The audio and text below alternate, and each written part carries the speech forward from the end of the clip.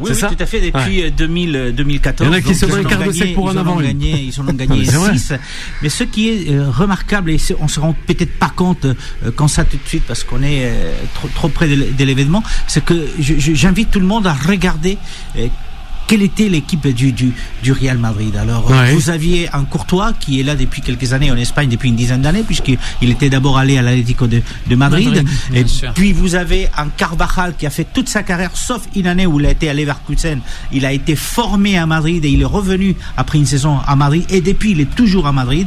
Je vous invite, Nacho, il n'est jamais sorti de Madrid. Il a Cristiano toujours lui joué demande de venir en Arabie Saoudite. Le Real Madrid. Quand vous regardez Kroos qui vient de dire au revoir en tant que joueur professionnel des clubs, donc qui est depuis une dizaine d'années du côté de Madrid, Modric depuis 12 ans, Vinicius qui est arrivé à 18 ans du côté de Madrid. En fait, c'est un club qui est formé par de petites touches, et en général, ce sont toujours des joueurs qui se connaissent très bien, qui jouent depuis très longtemps ensemble.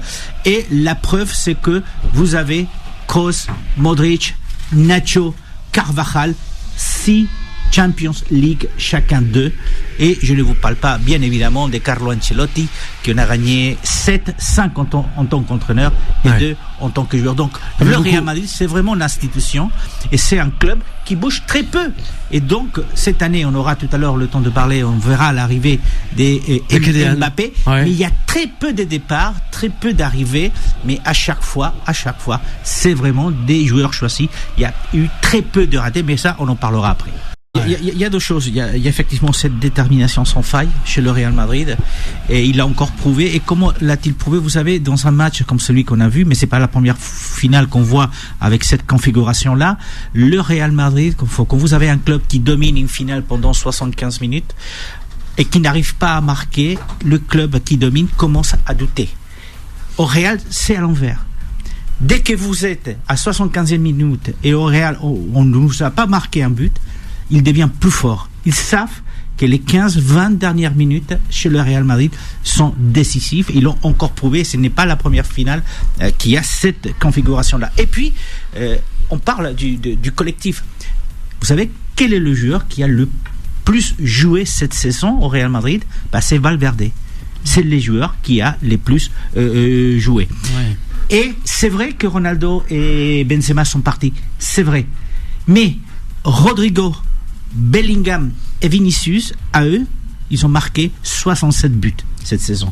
Donc, c'est vrai, on a remplacé un buteur à 50 buts par an, c'était Ronaldo, mais on a trouvé un trio qui est capable, effectivement, de vous faire entre 70 75 buts si la saison va encore plus loin. Donc effectivement, c'est ça le Real Madrid. Et surtout, comme disait Boula, il n'y a pas d'ego. Si vous avez vu l'hommage qui a été rendu à Kroos quand il a joué ces dernières minutes, c'est pour ça qu'il est sorti quelques minutes avant la fin du match, pour qu'il puisse recevoir les applaudissements des supporters espagnols, puisque c'est certainement le plus madridiste des Allemands qui sont passés par Madrid. Il arrive en juillet, et il gagne. Voilà, donc le Real gagne en 2002 la Champions League des 2002, la fameuse volée. Voilà, la fameuse Zidane face à Leverkusen. Encore une fois, plus de pression. Voilà, il a fait toute sa carrière. Vous savez, au Real Madrid, il y a eu avec l'ère, ce qu'on appelle Florentino Pérez, il y a eu ce qu'on appelle 12 galactiques avec l'arrivée